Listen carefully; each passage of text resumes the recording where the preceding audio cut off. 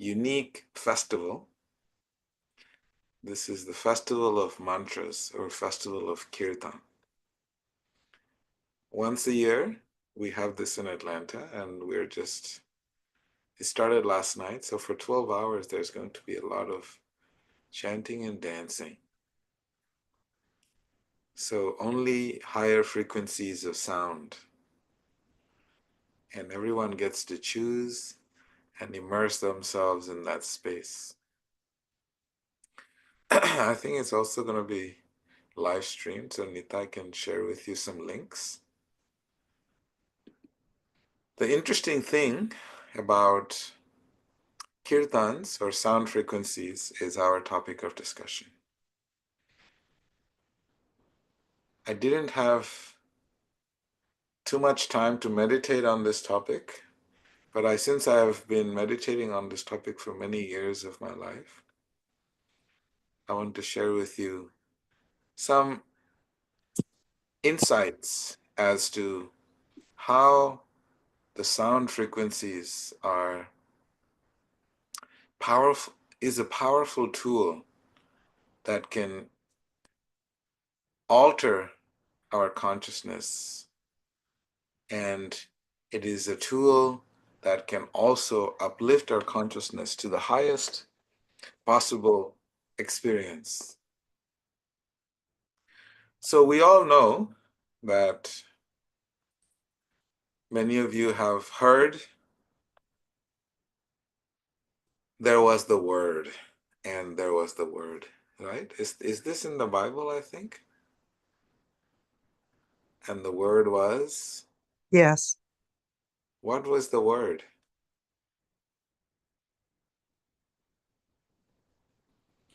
The word was Om. Yes, the Word was Om. But in the Bible, what is the word? Maybe something like, and then there was life. I don't know. I am. The word was God. The word was God. I Very don't. interesting. In the Puranas, in the wisdom texts, they say that there was the word, and the word was Om. Very interesting.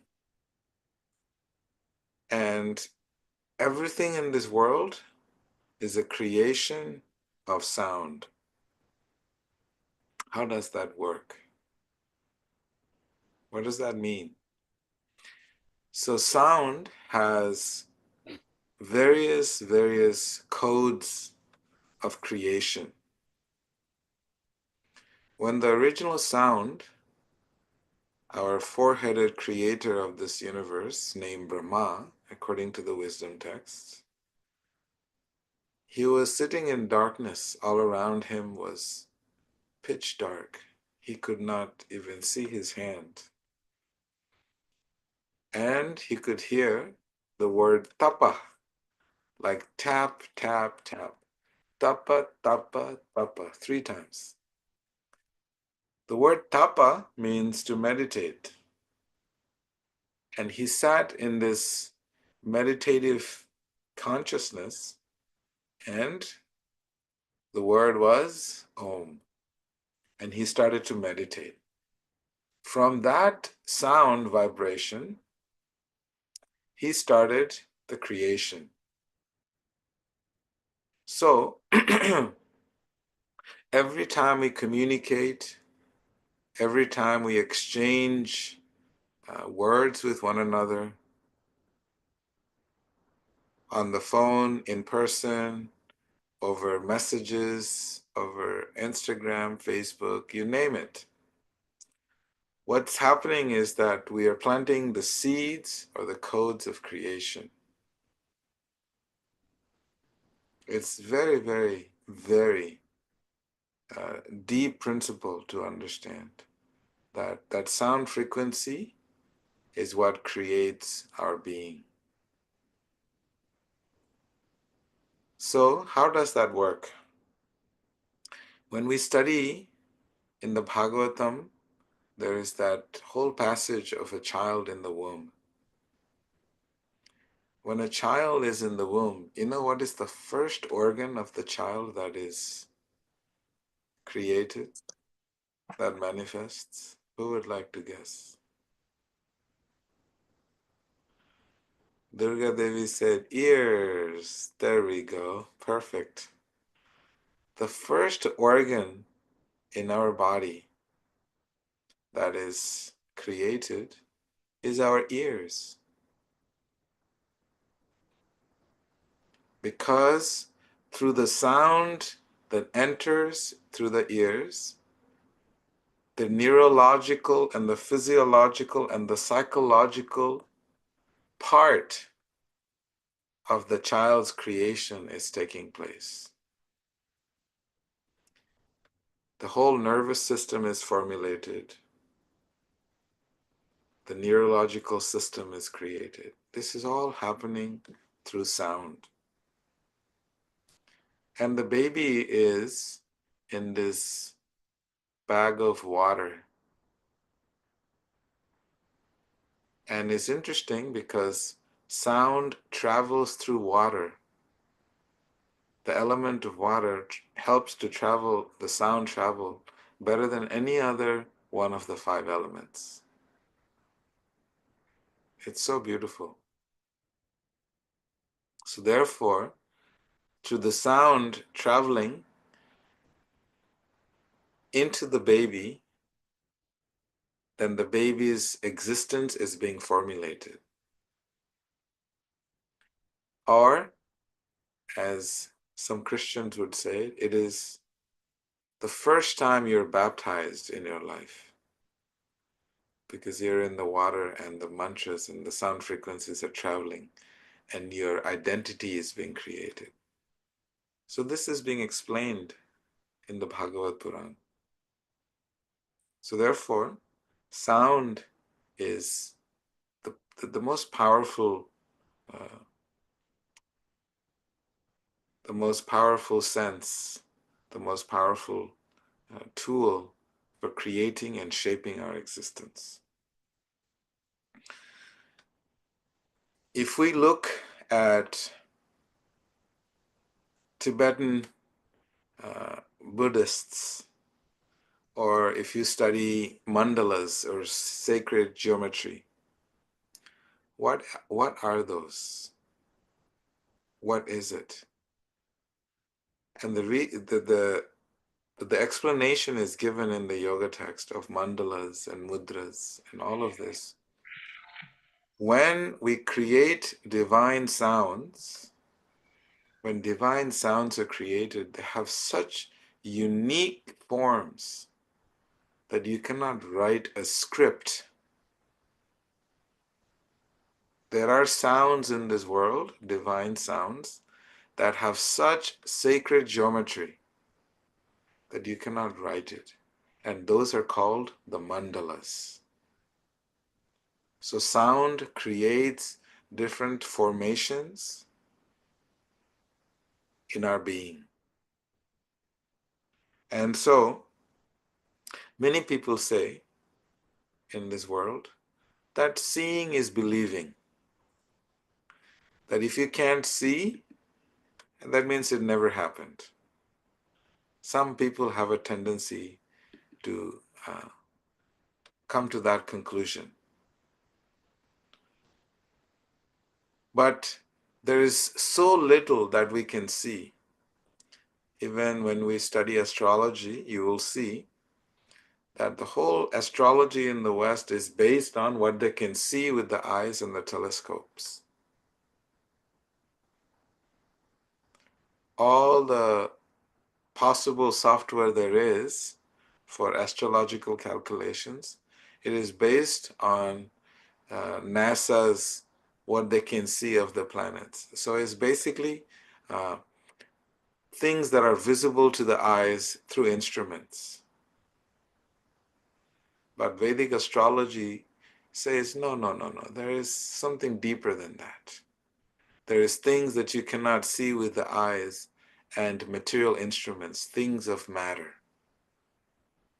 So therefore, there is a science very deep, and that the science is the science of hearing, because it is the most clear and the most powerful tool that gives access to the best creation possible.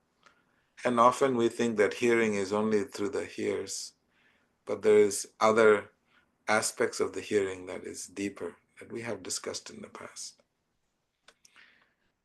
So in essence, what we're discussing is that sound is the key to life.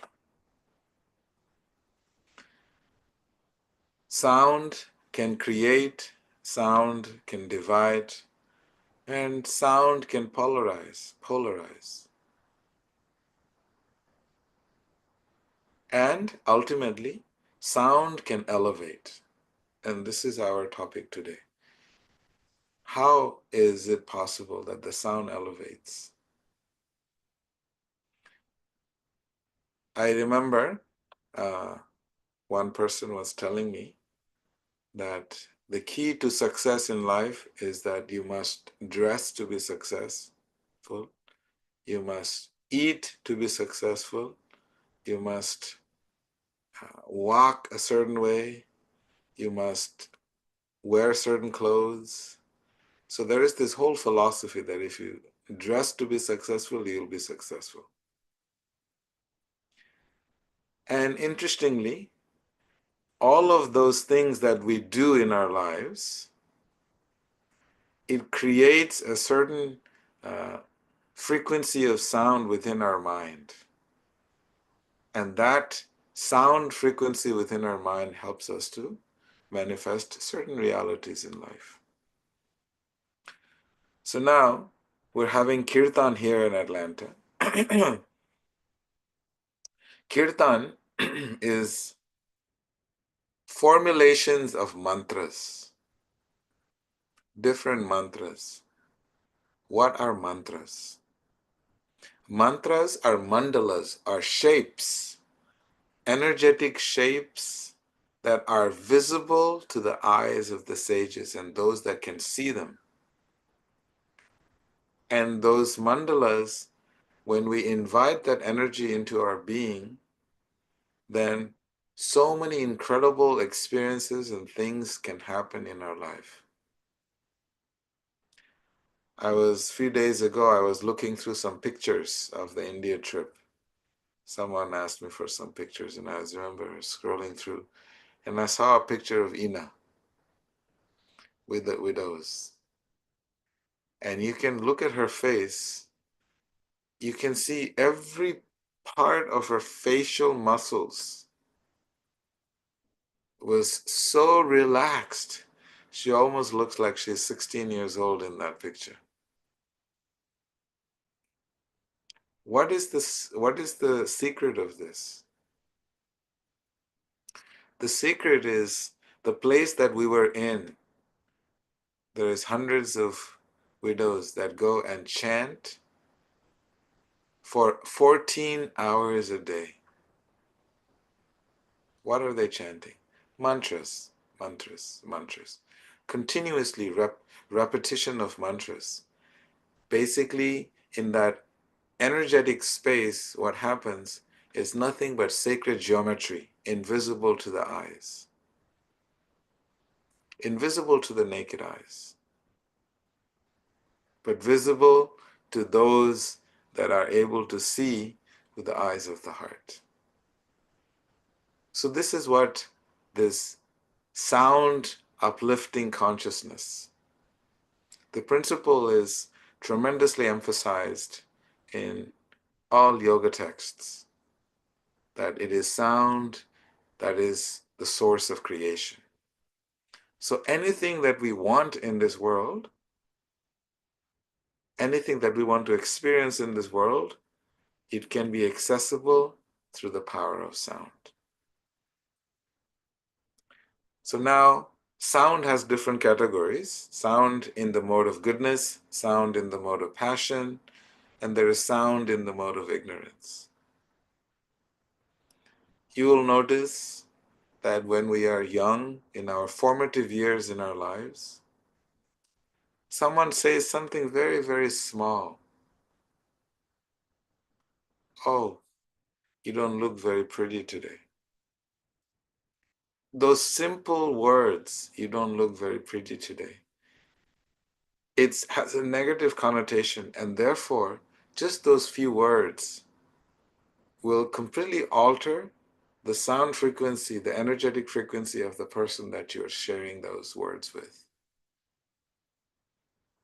And it can leave a lifelong scar because the sound frequency that was shared with a child who was extremely moldable has such a deep impact. So in the yoga text, they explain that we should only use sound that is in the mode of goodness, not sound that in any way, shape, or form alters the energetic existence, the energetic space of another being. And if by any chance we have those sound frequencies in our mind, in our head, better to go and purify one's own mind and one's own consciousness before we interact with the world.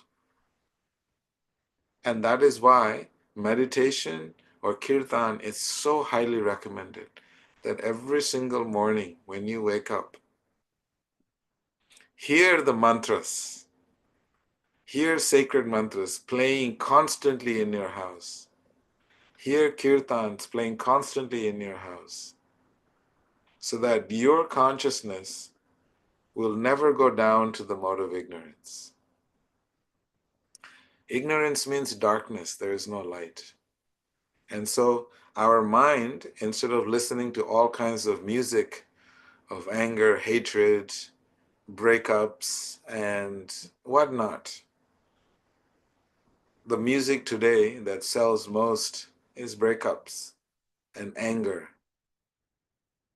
So when we listen to that kind of music, we are choosing to alter our consciousness in such a way that our whole energy of manifestation, all throughout the day, you're going to continuously face obstacles. Just because the sound frequency that you consumed in the morning. That is why in yoga traditions, we never give bad news to anybody in the early morning or at night. Because you give somebody bad news at night, you basically destroy their sleep. You give somebody bad news in the morning, you disturb their day. So what does the yoga say? There is no bad news. You don't give any bad news. And it is done, every news that in the yoga tradition is good news. Even when I remember I had this seva, the service, to convey to the children that their father was no more. And it's a very interesting thing because in the medical field, the doctors are trained to convey that message. When someone dies, the doctor comes and sits you down, and they really create an ambience where you're safe and comfortable, and they use a whole modality to convey a message to you that is for you the darkest message, but in the most pleasant way possible. They try. So that is yoga. And they teach that to the doctors to give the sad news. So in yoga, yogis, we understand that if there is something, what we say, sad news, we have to convey it in such a way that their heart is not hurt, their energetic being is not heavily affected. So this continuous cultivation of the mode of goodness and not the mode of darkness. Mode of goodness means everything is good. That's what goodness means. Everything, there is no news in this world that cannot be made into a good news, because there is deep spiritual principles and deep spiritual codes that are continuously being seen and experienced in this world. So, mode of goodness is the sound frequency. Now, there are various types of sounds in the mode of goodness. And then there is Param Suddha Sattva, that means pure goodness. And in the category of pure goodness is the sound of the Maha Mantra, or the sounds of love. These mantras or these sound frequencies are considered to be sound in the mode of pure goodness. Those are sounds of love. Someone had asked me that, what about if we chant mantras of Kali and other deities? Yes, those are deities representing the different modes, and you can. But if you are seeking the highest spiritual experience, that means the mantras or the kirtan that we engage ourselves with should have sounds of pure spiritual love. Many of you know that I have a saintly personality that I like to quote quite often. And beautiful, beautiful writings that he has written about this sound frequencies. His name is Bhaktivinoda Thakur. He explains, Nama ashraya kori jatane tumi thakaho apana kaje. Beautiful verse that he explains. Nama ashraya, that we must take shelter of divine sound frequency.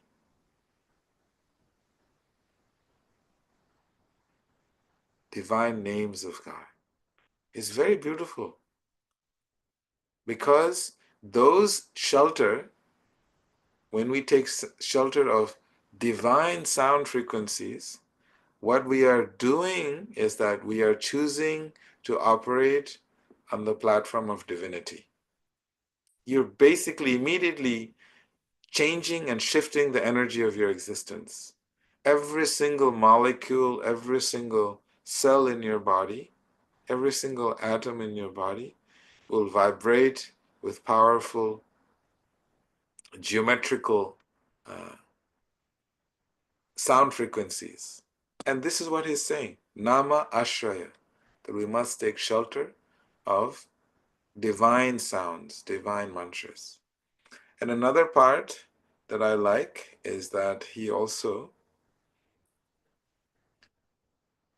Jivera Kalyana Sadhana Kam, Jagate Asiya Madhura Nam. That means that the most beneficial act that anyone can share with anyone or with others in this world, the most beneficial is the deepest frequency of the heart. And that frequency is the frequency of love, the frequency of Suddha Sattva, the sound of pure goodness. And he shares. He said, because when you share that sound frequency with another person, what you're doing is you're completely changing. Through your sound frequency, you're enabling others to charge their frequency by your presence. And that's what Sangha is.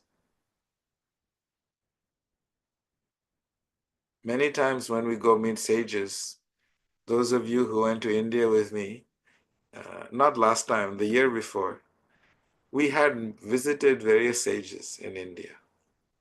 And I remember we went to visit this sage, and he was speaking in Hindi. And no one understood a word. I asked about 4 people, what did you think? What did you feel? And I remember they said, I don't know, I just felt so great to just sit in front of him and just stare at him. And he was just talking and I didn't understand, but I was completely lost in him. And I was thinking, what? So the language that we understand to communicate is the language of material communication.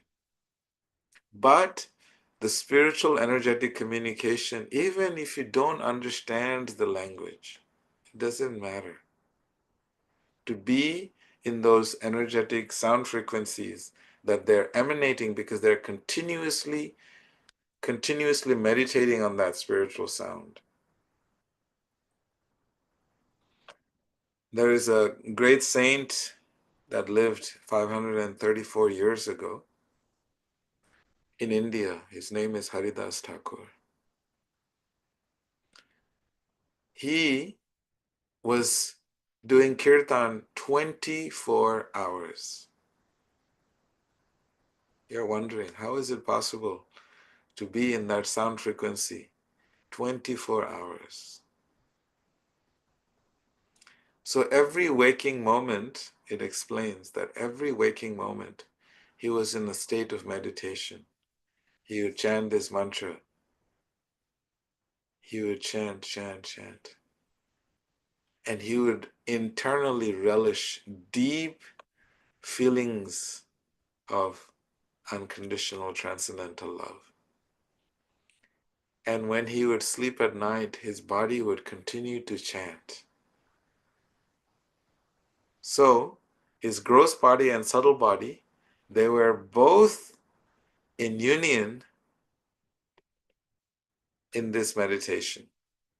Fascinating descriptions are there. And it is explained that wherever he went, people would follow him in thousands and thousands. So see, he would always hide under trees in the jungles. And he would simply sit and be in that space. And that's why he is considered to be Nama Acharya, means one who teaches by example. What does he teach by example? The power of elevating one's consciousness through the power of sound, through the power of mantras, through the power of kirtan. And sages, people would just come simply to sit next to him. Simply by sitting next to him, they would immediately be experiencing ecstatic love inside of their being. It's crazy. It's difficult to understand. But once you start to experience it internally through the power of sound, imagine the incredible mandalas in your being. You don't have to draw on your walls and your picture frames. Everything is there inside of you simply by doing these mantras and kirtans. So this is a person living who actually lived this principle that I'm speaking about. Living consciousness, living power of sound. One last writing I would like to share with you. He says, Krishna nam sudha kariyapan, jurao bhakati vinoda pran, nam bina kichu nahi ko aro, chodda bhuvana majhe.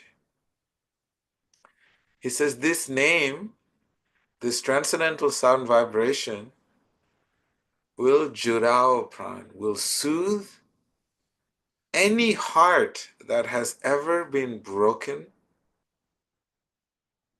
any heart that is in the shape of a stone, any heart that is hard as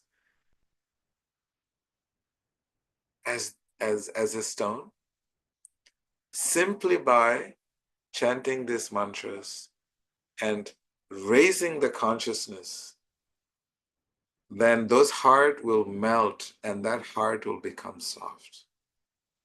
And that heart will reformulate itself, will become soft again.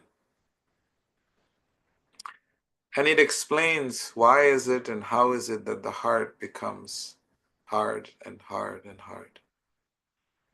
Throughout life, when that soft little heart is tempered with, then we mentally put a little wall around that heart. And another hurt, we put another wall, another hurt, another wall, another hurt, another wall. In this way, throughout our lives, we put barriers continuously, one experience after another. We start to put barriers around that heart. When we put so many barriers around that heart, what happens is you forget that you even have a heart. Because we have cocooned ourselves in that space. And when we interact with the world, we're not able to acknowledge and appreciate and allow divine love through others to enter our being. And this is what happens, the story of our lives. All the promises that have been made, that have been broken, all the trust, all the time our heart was betrayed. So this barriers and the walls that bulletproof vests, human-proof vests, all these things that we put around our heart is removed simply by doing mantra chanting and the practice of kirtan. And this is the beauty of it. Because these sound frequencies are so powerful, the geometrical mandalas are so powerful, they will break every single wall that you have put up around your heart. And will allow your heart to become soft again. Beautiful Bhaktivinoda Thakur, he writes, he says, you must drink Krishna Nam Sudha Kariyapan Jurao Bhakati Vinodapran. That our stone-like hearts will become soft and will become satisfied. And the final line is that Nam Vina Kishu Nahiko Aro Chodda Bhuvana Maje. Beautifully he writes, he said, there is nothing in this world that exists without the divine sound. All creation in this world is a creation of this divine sound, this divine mantras. So the same thing that you study in the Bible. First was the sound. And from that original spiritual sound, all this creation that we see in the world, that we interact with in the world, is simply a manifestation of that. And what we have done also is that we have made it perverted reflection of that sound by creating very, very tamasic, very, very dark sounds. So the most powerful way to reestablish our connection with ourselves and the divine, it is through the sound.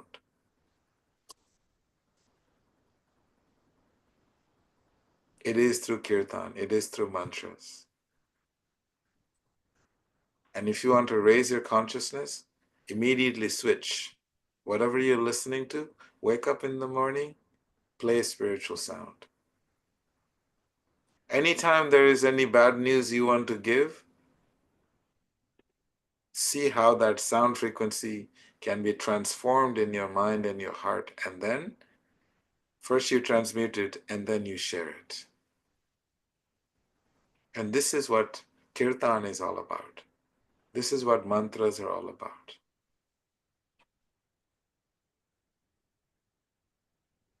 So thank you all so much. Anybody has any reflections anyone would like to share during a kirtan, mantra chanting? Yes, Jules, please share with us. Yes, I don't have anything to share, but I have a question. Please. Is the effect of a mantra or a kirtan the same in listening to it and in singing it? Beautiful, beautiful question. Yes. When we start hearing it, the natural progression from hearing it is to sing it. You will notice that if you listen to a song, and you keep listening to it, and eventually you will start singing it. It's just the way it works. Because all birth in our life, everything that we create, everything that we give birth to in our life, starts with what we hear. So say, for example, you hear horrible things, very demoniac things, very dark things. The probability of you doing dark things in the world is very high because that's what you give birth to. So if we first hear, like we're doing now, what are we doing now? We are hearing. We're hearing the concept of divine sounds. What this will do, this may propel you, give birth to an idea in your heart to start hearing spiritual sounds. And then you will start to hear it, and then what will happen? You will start to chant it, and you'll start to do kirtan. It depends. When I'm reading a book, normally I don't sing. But Perfect. when I'm reading a book, it's possible to listen to hear the mantra. Yes. Perhaps not. Yes. But not the same attention when I'm singing it. I agree, but I like to read a book and listen to the music. Fantastic. Yeah, and I have a last question, Veda. I've read about and I've also experienced sounds with, I don't know what the English term is. In Dutch we say hertz. Is it? It's a kind of frequency, like 432 hertz. I don't know what if that is the right English word. Have you heard about that? That certain frequencies can also free you from anger or from pain or something like that. Absolutely. Okay. Yeah. We use sound as a way to deal with mental health, and it's a very powerful. Everyone does singing bowls. It's really powerful. But if you simply every single day you do your japa meditation, you spend an hour, 2 hours, and you will see what will happen to your existence. You will naturally become an evolved being without even you acknowledging it. And others will start to notice some transformation in you. So only by listening, for instance, to 432 hertz or by listening to mantras. Is that what you're saying? Yes. And are there certain mantras you can recommend? Because not every... Yeah? Yes. We'll send you a whole link of mantras you can hear. Oh, that's all. Oh, that would be nice. Thank you. Yes. Thank you, Jules. That was it. Thank you. Ina wanted to share something. Yeah, so why do we have to chant? So as directly as you start this with the sound, I wanted to play the cello and not playing a song, but just playing one string to feel and to hear the vibration. So I don't want to chant. I want to feel the music. So if you play the cello, you feel the vibration. Beautiful. But so when you play the cello, you are basically connecting with the music, with the sound, and it has a deep impact in your life. Yes. But the important thing that I was sharing is that these mantras are geometrical formulations, and they have a very, very powerful energy to our beings. For example, I don't have it. I always have a little Sri Yantra with me. It's a geometrical piece of metal in very beautifully geometrical formations. Just to have that with you, just to have the mandala with you, you're carrying that sound frequency of success, of good fortune. So the yoga recommends that we always use spiritual sound frequencies because you can create those mandalas. You can create whatever mandalas you want simply through sound. So you don't even have to carry a form. You can create your form all around you and in you.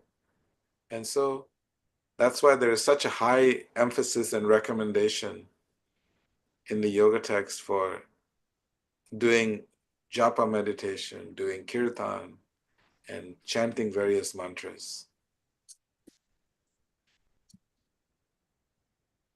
Because they have studied how those mantras will create geometrical formulations in our being and shift our energies. For example, people who have problem with renunciation, there is a mantra called Sannyasa Sukta. It's very beautiful. It sounds like this. I'm not sure you can hear me. Na karmananna prajayadhane na tyage naike amritatvama. It's very beautiful mantras that actually help you to practice renunciation, detachment, attachment, open your heart, open your mind. All of these formulations are simply there by these mantras. If you go to a monastery, Buddhist monastery, what are the kids doing? They have no idea what they're chanting. They are just chanting mantras. And they just keep chanting. When I was young, we used to chant mantras for a minimum like 6-7 hours a day.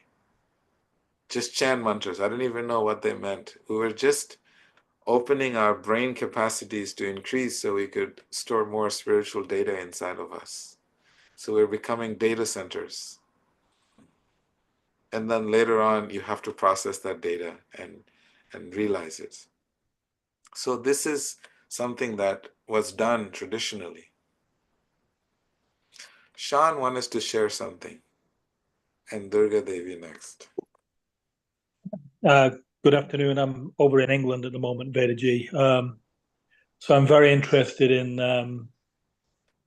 you mentioned it's been studied, sound, but in modern day, obviously we've done a couple of practices in Connecticut where you've used sound.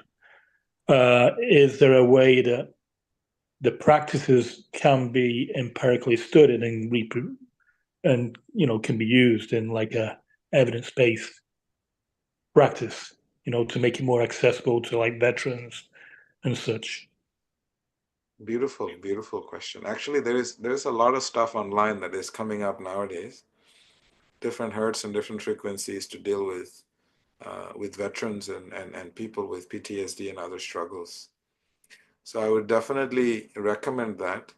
I will have to write back to you. You had written to me, Sean. Just been a little busy organizing this festival. And you will see, simply by hearing sound, hearing kirtan, hearing mantras, it'll start to have a huge change in one's mind. It's a very common thing that is recommended is the repetition of mantras. Eileen asked, what is the mantra for Lakshmi Devi?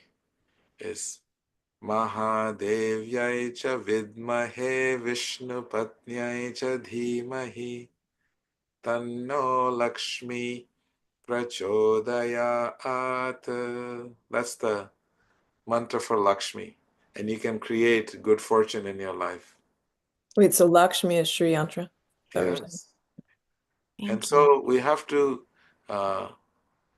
that mantra creates the mandala. And the most powerful mantra that we are focusing on is the mantra for the heart, because that is where everything happens. And for that, we use the Maha Mantra. Durga Devi, please share something. You have your hands up. Vedaji, I totally love the vibrations you create. So just by listening to you, you get so drawn into the heart. And my question is, if you like on a weekly basis, you are surrounded by a lot of material sounds, as you can say. like now with my new job, I'm surrounded like 4 days a week with a lot of noise and people talking and children. It's all there is no transcendental sounds. So I was thinking how to bring transcendental sounds into this surrounding with people, so they can accept it. I cannot speak there about the Maha Mantra, or it has to. How can you speak a little bit on this transcendental sounds in an environment we all have, in our workplace or with family, that we have to deal only with this material sounds? Hmm, hmm. My thought on that is that we have tremendous emphasis on sadhana. Every single day you charge your spiritual batteries. Tesla will run 500 miles before you have to charge again. So similarly, our bodies and our minds, if we can every day spend at least 2 hours of our day, morning and evening, just to practice and shift our frequencies. When you go to work, then you'll be operating from that high frequency and all the students will feel it. That is one thing. If your frequency is vibrating, you're vibrating at a higher frequency, then everyone around you will feel it. It's just the power of your vibration. And the other way I would recommend is that if you talk to the management and authorities and say, hey, kids are struggling, I have this mantra, I just want to chant with them, just chant Radhe Shyam and just dance with them during their recess. And you just chant and dance with them and you watch what happens. Guaranteed, because I ran a monastery and I know, because I've also experimented after it was experimented on me, how this mantra works. And people with so many difficulties, attention deficit hyperactive disorder is very prominent with children nowadays with so much technology invasion. So if you just sit with them and just do a 2-word mantra and you just dance with them and chant with them, and you can see the difference. And I don't think the authorities will have a big problem, because teachers have that luxury to have fun with the kids. They're making all kinds of noise anyways, Disney has already penetrated their minds and their hearts and have already created so many sound frequencies. You can just create one frequency in that space and they would love it. That's my recommendation. If I was in your shoes, that's what I would be doing. I'd just get all the kids and just dance with them and do a simple mantra. In the British schools, private British schools, royal schools, they actually have chanting of sacred mantras and they teach them, because they have studied in depth. Sean is there. You just Sean your YouTube, private British school Sanskrit mantras, and I'm sure you'll find so many research papers on how these kids are. I was shocked. Someone sent me a video. These kids are chanting Sanskrit mantras with perfect pronunciation, because it helps to open the brain capacity so that they can give them more problem-solving skills and more data into their brains and make them smarter. So England is pretty ahead in that. So I would say yes, use sound frequencies to have deeper access, more access. Thank you so much. I'm gonna try it. And please, Sean, if you have some tips, please share with me. Thank you, Veda. Okay. Thank Ina you is all very asking- much. Any Sorry. announcements? Sorry, Ina is asking what mantra to chant with the kids. Oh, just chant Radhe Shyam. Yeah, can you type it? Otherwise, I cannot remember it. I have to see it. So Okay. somebody can type it in the chat. Radhe Shyam, Sita Ram. Oh, yeah. Okay. So thank you. Any announcements? We have our Connecticut retreat coming up in February. Please sign up. It's also on the Vedaji link, the link tree. Okay. I'd love to see you all in all of these retreats, wherever you are. And every Saturday to be with all of you, it's a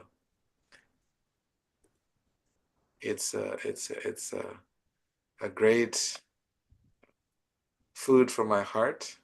So to be in the sacred space with all of you. So please keep us in your calendars and we'll see you again next Saturday. Namaste, everyone. Namaste. Thank you all so much.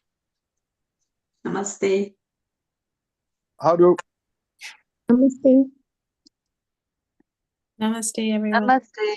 Namaste.